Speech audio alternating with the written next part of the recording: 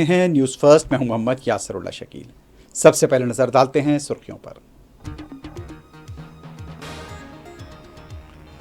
सैफ अली खां पर कातिलाना हमले के तकरीबन 60 घंटों के बाद भी हमलावर पकड़ा नहीं गया। पुलिस की 20 टीमें मुतहरिक।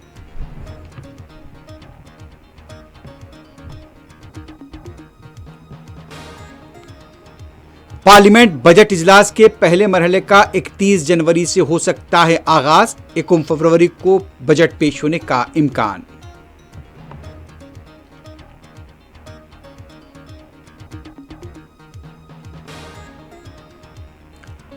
आरजीकर मेडिकल कॉलेज के डॉक्टर की मुबैना इस्मत रजी और कत्ल केस का फैसला आज सुनाया जाएगा।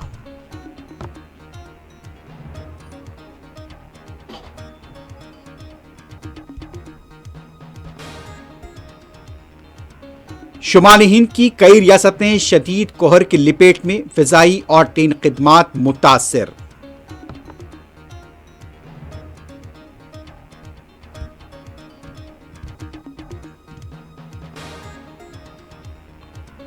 बिहार के पटना में आज वक्फ जेपीसी का होगा इजलास। असद ओवैसी पटना पहुंच गए।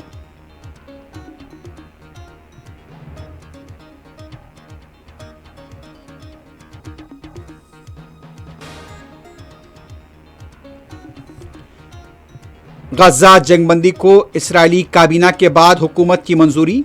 हमास ने ट्रंप के सर बांधा सहरा।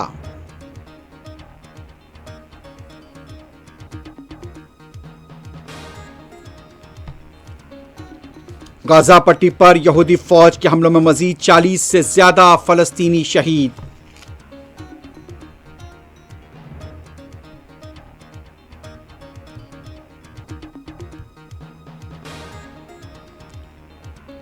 और ईरान और रूस के दरमियान स्ट्रेटेजिक शराकतदारी से मुतल्लिक अहम माहदों पर हुए दस्तखत।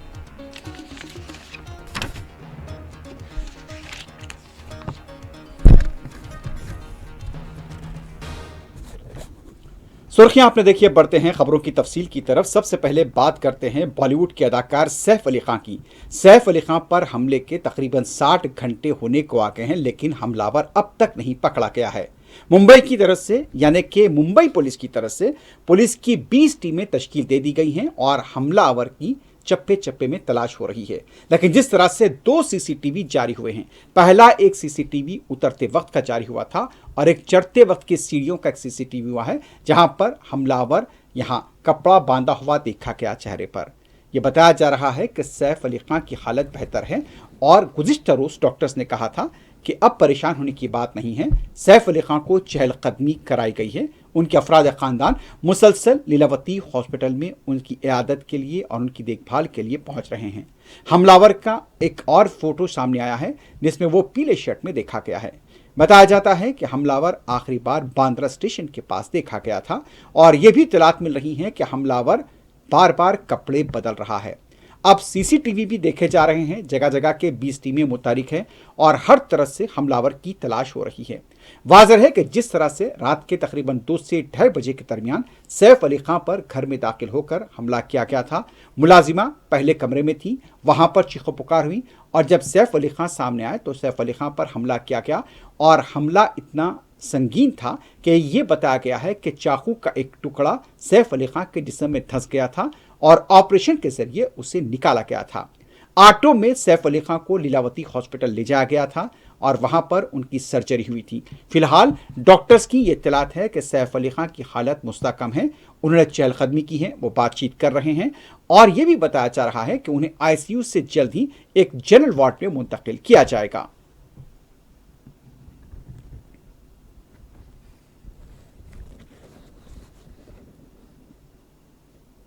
दूसरी तरफ सैफ अली खां की क़यामगाह बांद्रा और उसके साथ साथ लीलावती हॉस्पिटल के पास भी पुलिस के दस्तों को चौकस देखा गया है। और वहां पर जिस तरह से तहकीकात हो रही है और कई यहां पर इत्तलात मिल रही कि अफराद से पूछताछ की गई है, जिसमें खास तौर पर जिस अपार्टमेंट में सैफ अली खां मुकीम हैं वहां के सिक्योरिटी के अमले से भी पूछताछ की गई है। मुसलसल कई इलाकों के आसपास के सीसीटीवी का भी पुलिस जायजा ले रही है। सैफ अली खां के यहां पर सदगुरु शरण जो उनका अपार्टमेंट है वहां पर जिस तरह से कैमरे लगे हुए हैं उसका भी जायजा लिया जा रहा है। फिलहाल मुंबई पुलिस की 20 टीमें हमलावर को पकड़ने के लिए मुतहरिक हैं।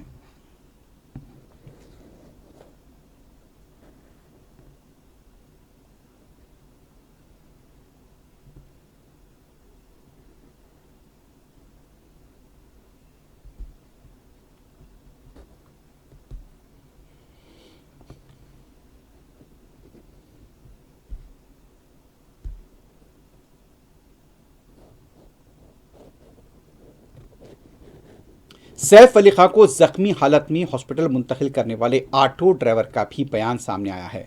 बताया जाता है कि ऑटो ड्राइवर सैफ अली खां के अपार्टमेंट के पास से गुजर रहा था।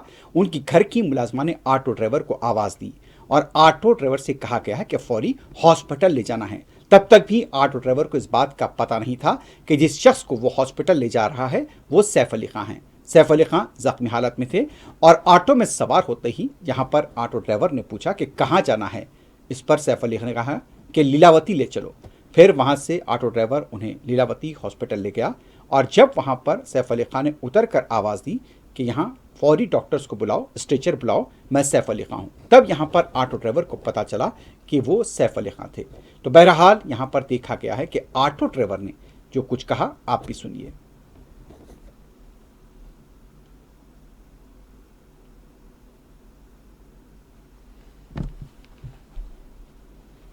क्या वाक्य हुआ सैफ अली खान के साथ वो बताइए। मेरा नाम है भजन सिंह राणा और जैसे कि मैं जा रहा हूँ नाइट में गाड़ी चला रहा हूँ, 2-3 बजे की बात है और सब गली में जाते हुए देख रहा हूँ तो एक लेडी हाथ दे रही है, उसको रिक्शा गेट से भी आवाज आ रही, रिक्शा बहुत आवाज आ रही है। और उसके बाद जैसे यूटर्न मारता हूँ, गाड़ी गेट से लगाता हूँ तो एक शख्स निकलता है पूरा जब तक खोल के, उसके साथ 2-4 बंदे भी और भी रहते तो लेडी भी रहती है।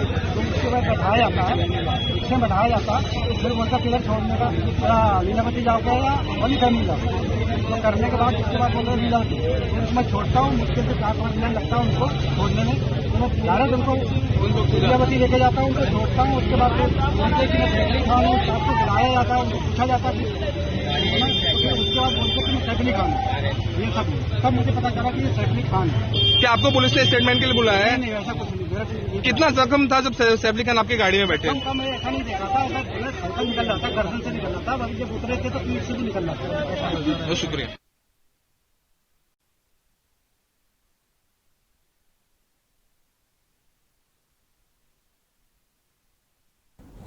पार्लियामेंट के बजट इजलास के पहले मरहले का 31 जनवरी से आगाज होने का इम्कान है और ये इत्तलात मिल रही है कि 21 फरवरी को वजीर फाइनेंस निर्मला सीतारमण बजट पेश करेंगी। वाज़ेह है कि हाल ही में जो सरमाई इजलास हुआ था पार्लियामेंट का वो हंगामों की नजर हुआ था। अदानी को लेकर और दूसरे साथ साथ दूसरे मसाइल पर मुसलसल हुकूमत के खिलाफ यहाँ पर एहतजाज होता रहा। पार्लियामेंट के अंदर और बाहर अपोजिशन अरकान ने बराबर एहतजाज किया और जिस तरह से अब इत्तलात मिल रही हैं कि पार्लियामेंट के बजट इजलास के पहले मरहले का आगाज़ 31 जनवरी को होगा और उसके बाद 21 फरवरी को वजीर फाइनेंस निर्मला सीतारमण बजट पेश करेंगी। और यह तवक्को की जा रही है कि बजट को लेकर के क्या इनकम टैक्स के स्लैब में कुछ कमी होगी, क्या कुछ नए ऐलानात किए जाएंगे। अब देखना हो कि अब बजट इजलास के दौरान किस तरह का कार्रवाई चलती है, क्या फिर यहाँ पर भी तातुल बरकरार रहता है।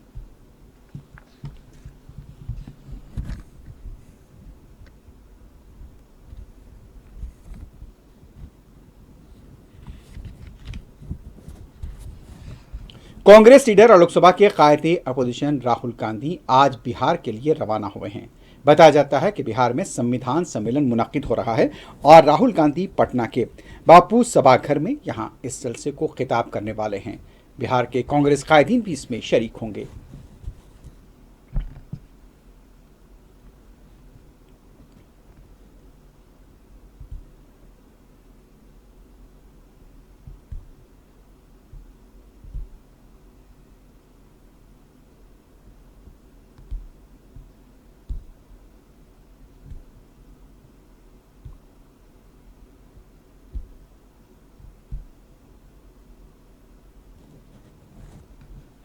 मगरबी बंगाल कोलकाता के आरजीकर मेडिकल कॉलेज में डॉक्टर की मुबैना इस्मत रज़ी और कत्ल वाक़े का फैसला आज सुनाया जाने वाला है।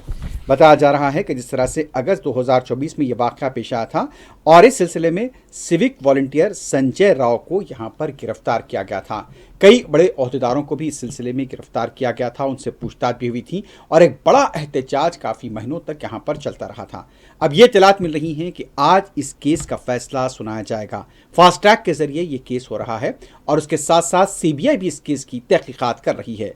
तो यहाँ पर जो इत्तलात मिल रही हैं कि आज यहाँ पर अहम मुलजिम संजय रॉय के बारे में आरजीकर मेडिकल कॉलेज केस के सिलसिले में अदालत अपना फैसला सुना सकती है।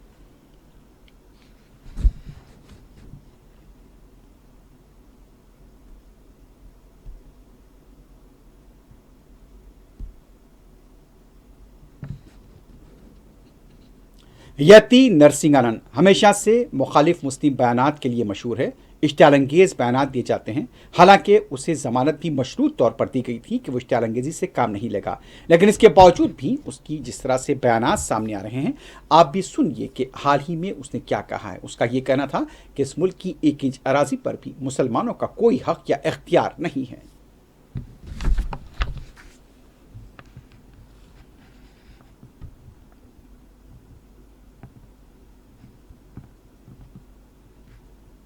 भारत की 1 इंच जमीन पर भी किसी मुसलमान का कोई अधिकार नहीं है। कुंभ की तो छोड़ दो, किसी भी जमीन पर ये जितना वो करे हुए हैं, नाजायज कब्जा करे हुए हैं हमारी अहिंसा को, हमारे प्यार को। हम तो ये समझते हैं भाई इनके और हमारे पूर्वज एक ही हैं, तो ये हमारे भाई हैं। हमारे इस विश्वास का नाजायज फायदा उठाते हुए वो यहाँ पर ये बदतमीजियां कर रहे हैं, वरना भारत की 1 इंच जमीन पर किसी मुसलमान का कब्जा।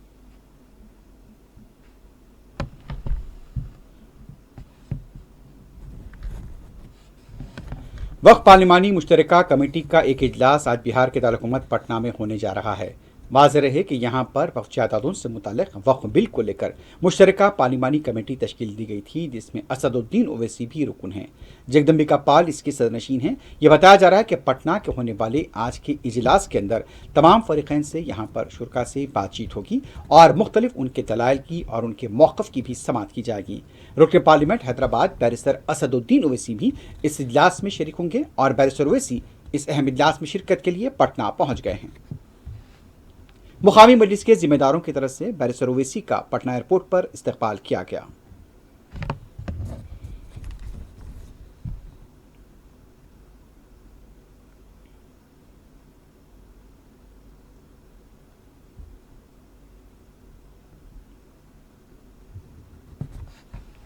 शुमाल हिंद की रियासतें जहां शदीद सर्दी में बनी हुई हैं, वहीं पर कोहर की लपेट में देखी जा रही हैं। दिल्ली, राजस्थान, मध्य प्रदेश के अलावा उत्तर प्रदेश, आगरा और दूसरे इलाकों से मुसलसल खबर मिल रही है कि मुसलसल सर्दी की शिद्दत में इजाफा हुआ है और कश्मीर की श्रीनगर में भी सर्दी की शिद्दत देखी जा रही है। बाज़ इलाकों में मनफी तक चला गया है दर्ज हरारत कश्मीर में, और डल झील अभी भी मुंजमद देखी जा रही है।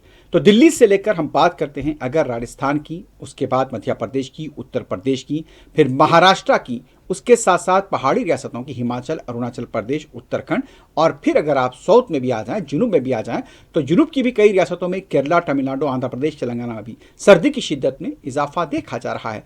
और ये जो रियासतें हैं, यहाँ पर सुबह के औकात में गहरा कोहर देखा जा रहा है।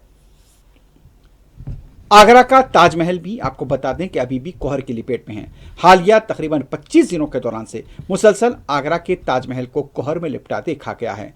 तो मुसलसल सर्दी की शिद्दत में इजाफा है और यह इम्कान भी जाहिर किया जा रहा है कि आने वाले 1 हफ्ते तक यह सिलसिला बरकरार रह सकता है।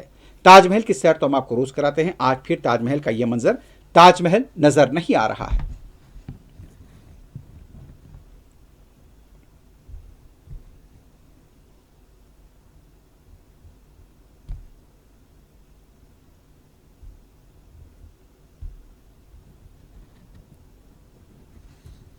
अगर दिल्ली की बात करें, शदीद कोहर की वजह से बाज़ परवाज़ों की रवानगी में ताख़ीर बताई जा रही है।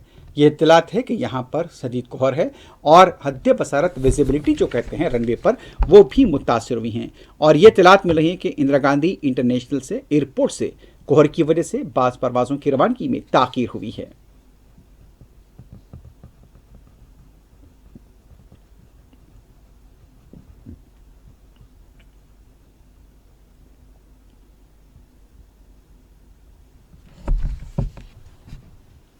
दूसरी तरफ ट्रेन खिदमात के मुतासिर होने की भी इत्तलात मिल रही हैं। खासतौर पर शुमाली हिंद की रियासतों दिल्ली के साथ साथ उत्तर प्रदेश से भी बास ट्रेनों की परवाज में यानी कि बास ट्रेनों की रवानगी के अंदर ताखीर की इत्तलात मिल रही हैं।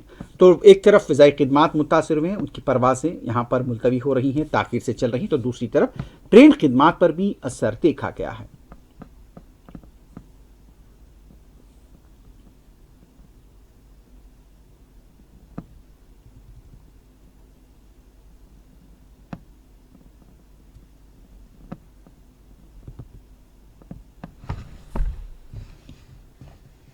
हैदराबाद के हबशीगुड़े के इलाके में पेश आए अफसोसनाक वाक़े में 2 अफराद बरक़ी शॉक लगने से फौत हो गए हैं।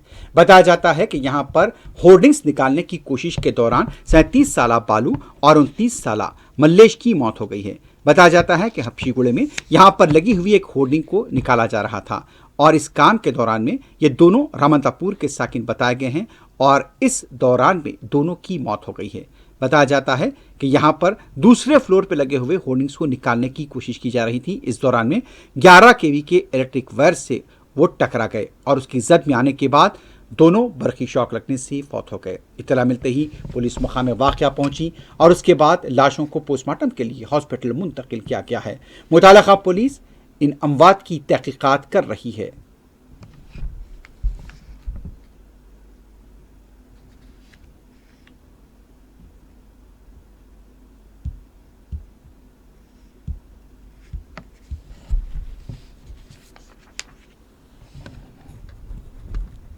हैदराबाद मेट्रो ट्रेन के अंदर इंसानी दिल को मुंतकिल किया गया है।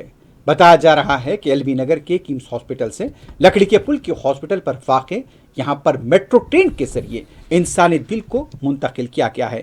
सर्जरी थी, इसके लिए एक स्पेशल ग्रीन कॉरिडोर फराहम किया गया हैदराबाद मेट्रो रेल की तरफ से और यह बताया जाता है कि तकरीबन यहां पर 13 किलोमीटर का फासला 13 मिनट में तय किया गया और इस दौरान में ट्रेन 13 स्टेशन से होती हुई गुजरी है और इसे मेट्रो स्टेशन पर जिस तरह से देखा गया है कि मेट्रो का पूरा ताउन रहा और इसी दौरान क्योंकि यहाँ पर लकड़ी के पुल के एक हॉस्पिटल में सर्जरी होने वाली थी और ट्रांसप्लांट हो रहा था और एलबी नगर के हॉस्पिटल से ये दिल जिसे डॉक्टर्स की मौजूदगी में मुंतकिल किया गया है और इसे मुंतकिल किया गया था कि ग्लिंडेल्स ग्लोबल हॉस्पिटल लकड़ी का पुल पर।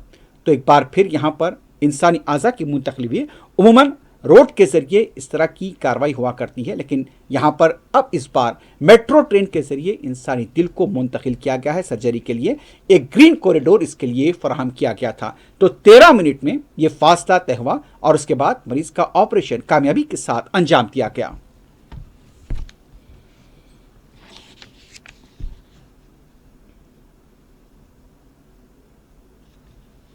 मुत्तहदा आंध्र प्रदेश के साबिक वज़ीर आला एनटी रामाराव को आज उनके यौम पैदाइश पर खराज पेश किया जा रहा है। तेलुगु देशम पार्टी की तरफ से यह बताया जाता है कि उनकी समाधि पर फूल डाले गए हैं।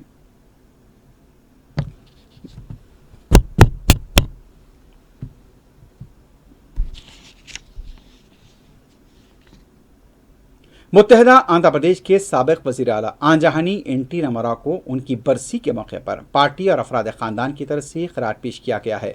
आज हैदराबाद में वाक़े एनटीआर घाट पर उनकी समाधि पर एनटीआर के फर्जंदों की तरफ से उनकी समाधि पर फूल डाले गए हैं।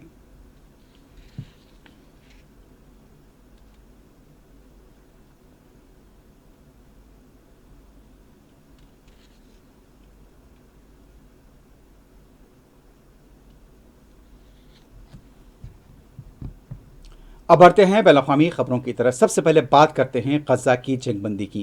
गजा जंगबंदी को लेकर इसराइली काबीना के बाद इसराइली हुकूमत की तरफ से भी इसे मंजूरी दे दी गई है। हालांकि कुछ अरकान की तरफ से इसकी मुखालिफत की गई थी, लेकिन ये इत्तलात मिल रही कि इस्लामी काबीना के बाद इसराइली हुकूमत ने हमास से डील को मंजूरी दे दी है।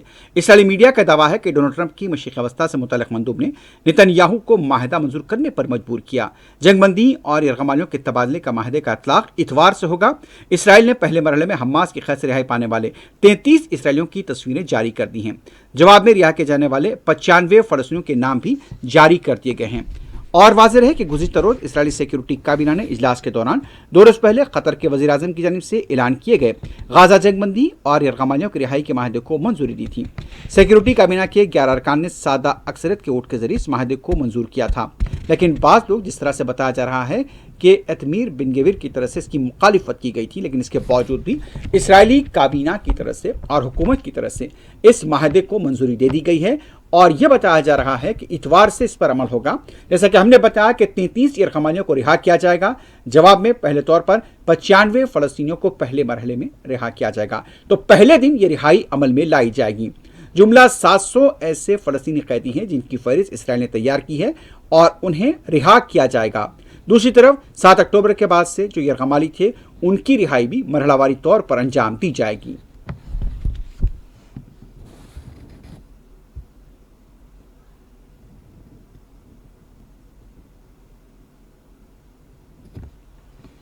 दूसरी तरफ हमास की तरफ से इस पूरी जंगबंदी माहदे का क्रेडिट डोनाल्ड ट्रंप को दिया जा रहा है। हमास के एक तर्जुमान बासिम नईम की तरफ से मीडिया से बातचीत के दौरान ये कहा गया है कि हम समझते हैं कि इसके लिए डोनाल्ड ट्रंप की कोशिशें यहाँ पर कारगर साबित हुई हैं। हालांकि जो बाइडन भी इसका सहरा अपने सर लेने की कोशिश कर रहे थे, लेकिन हमास के रहनुमा बासिम नईम ने एक अरबी न्यूज़ चैनल से बात करते कहा कि गाजा में जंगबंदी का माहदा ट्रंप के बगैर मुमकिन नहीं होता। बासिम नईम ने यह भी कहा कि ट्रंप इंतजामिया के दबाव के बगैर माहदा तय नहीं पाता। माहदे तक पहुंचने में ताखीर इसराइली वज़ीर आज़म नेतन्याहू की वजह से हुई थी। वाज़ेह है कि डोनाल्ड ट्रंप जो कि 20 जनवरी को ओहदा संभालने वाले हैं, उन्होंने इंतबाह दिया था कि अगर यरगमाली उनके ऑफिस में दाखिल होने से पहले रिहा नहीं किए गए तो गाजा यहाँ पर जहन्नुम में तब्दील हो जाएगा।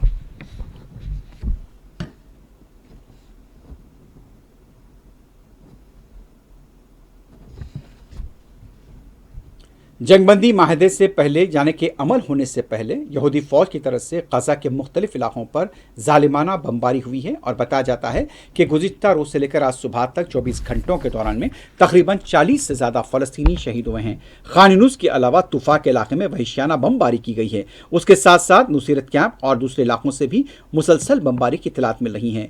ये इतलात मिल रही हैं कि यहाँ पर खान यूनिस के पास एक इसराइली फौज की तरफ से बेघर फ़लस्तीनियों के खैमों पर बमबारी की गई है। ग्रीन जोन, सेफ जोन के इलाके में भी बमबारी की गई है। इसके साथ साथ गाजा पट्टी के कई इलाकों पर यहूदी फौज ने बमबारी की है।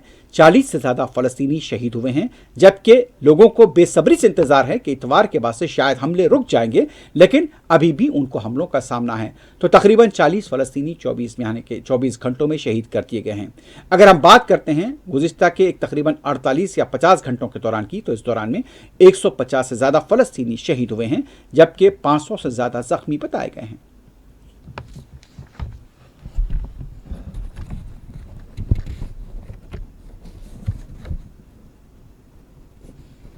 उधर मगरबी किनारे के भी मुख्तलिफ इलाकों में यहूदी फौज की तरफ से क्रैकडाउन किया गया है।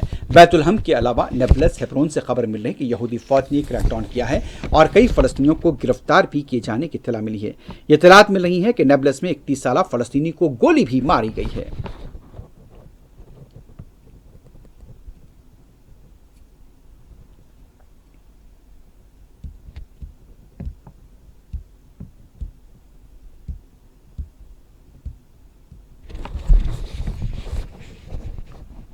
इस दौरान मगरबी किनारे के सल्फीद के इलाके में बताया जाता है कि यहूदी बाज़ाबातकारों की तरफ से फ़लस्तीनियों की इमलाक और खेतों पर हमले किए गए हैं। तकरीबन जैतून के 100 से ज़्यादा दरख्तों को काट दिया गया है और उनकी इमलाक को भी नुकसान पहुंचाया गया है। इतलात मिल रही हैं कि यहाँ पर वेस्ट बैंक के यूसुफ के इलाके में, जो कि सल्फीद का इलाका है, यहाँ पर 150 से ज़्यादा जैतून के दरख्तों को काट दिया गया। उसके अलावा कई मकानात पर हमले किए गए, गाड़ियों को भी आग लगाए जाने की इतलात मिल रही हैं।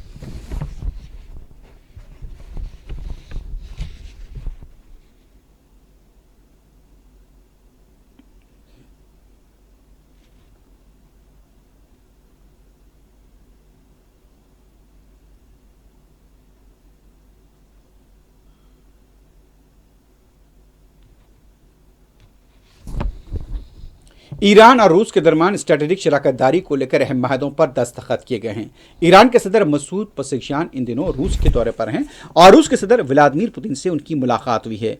दोनों सदूर ने क्रेमलिन में जामे स्ट्रेटेजिक पार्टनरशिप माहदे पर दस्तखत की हैं।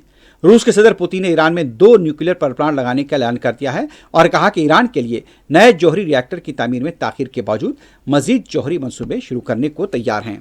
पुतिन ने कहा कि माहदे से दूसरों की पैदा करदा मुश्किलात पर काबू पाने और आगे बढ़ने के काबिल हो सकेंगे। ईरान रूस माहदे के मुताबिक दोनों ममालिक एक दूसरे को लाहक फौजी खतरात से मिलकर निपटेंगे। रूसी सदर का कहना था कि ईरान या रूस पर हमला और किसी मुल्क को फौजी इमदाद फराहम नहीं की जाएगी। माहदे में सिक्योरिटी सर्विसेज, फौजी मशकें और अफसरान की तरबियत भी शामिल है। सदर पुतिन ने मजीद कहा कि ईरान को यूक्रेन की सूरत हाल पर मुसलसल आगाह रखा गया है। इस मौके पर ईरान के सदर मसूद पज़ेश्कियान ने कहा कि उम्मीद है कि यूक्रेन जंग मुज़ाकरात की मेज़ पर खत्म हो जाएगी। उनका कहना था कि फ़रीक़ैन के दरमियान मुज़ाकरात और अमन के हुसूल का ईरान खैर मक़दम करता है।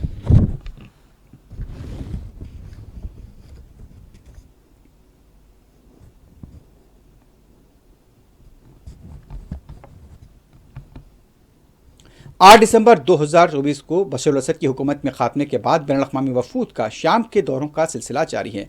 आलमी अदालत के सरबराह ने भी शाम का दौरा किया है और इस दौरान में शाम में तशद्दुद के वाक़यात से मुतल्लिक़ वहाँ के रहनुमा से भी मुलाकात की है। अहमद अल-शर्रा से मुलाकात के दौरान हालिया तशद्दुद के वाक़यात को लेकर भी ICJ के सरबराह की तरफ से मुलाकात की हुई है।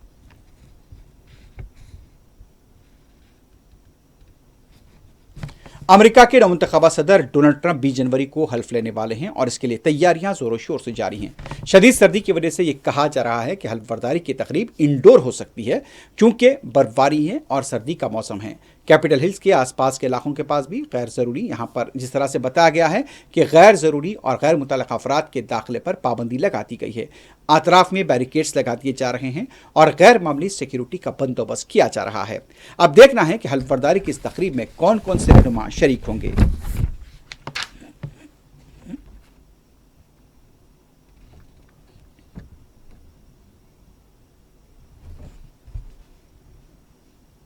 अमेरिका के साबिक सदर बराक ओबामा और उनकी अहलिया मिशेल ओबामा के दरमियान तलाक की खबरों को लेकर खुद यहां पर बराक ओबामा की तरफ से खामोशी तोड़ी गई है।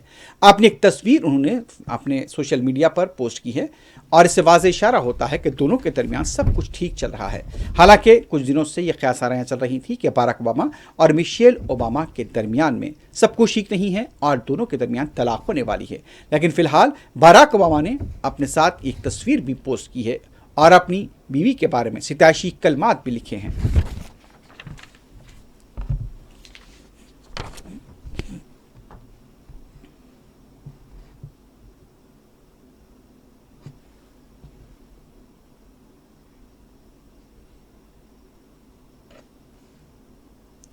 आखिर में सुर्खियों पर एक बार फिर नजर डालते हैं।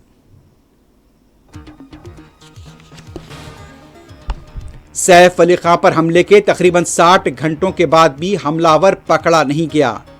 मुंबई पुलिस की 20 टीमें मुतहरिक।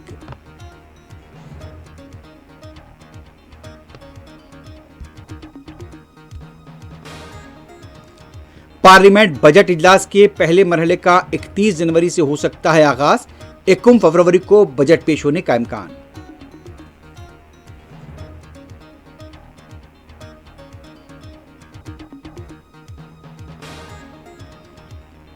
आरजीकर मेडिकल कॉलेज डॉक्टर की मुबैना असमत रजी और कत्ल केस का फैसला आज सुनाया जा सकता है।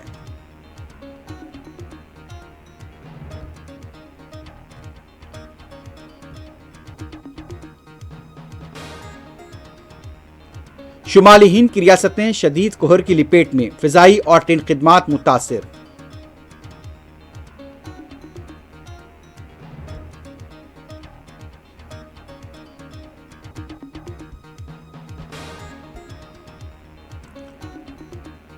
बिहार के पटना में आज वक्फ जेपीसी का होगा अहम इजलास। असदुद्दीन ओवैसी पटना पहुंच गए।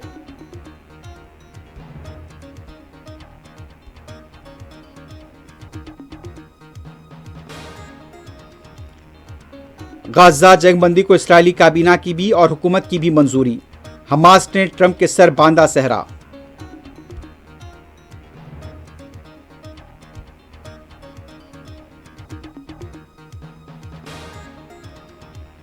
गाजा पट्टी पर यहूदी फौज के हमलों में मजीद 40 से ज्यादा फलस्तीनी शहीद।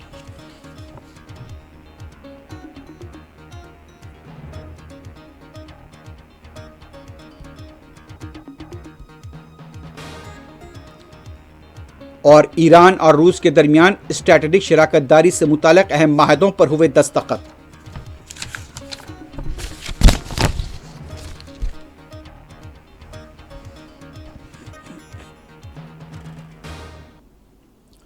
इसी के साथ ही न्यूज़ फर्स्ट अख्ताम को पहुंचती है। अल्लाह हाफ़िज़।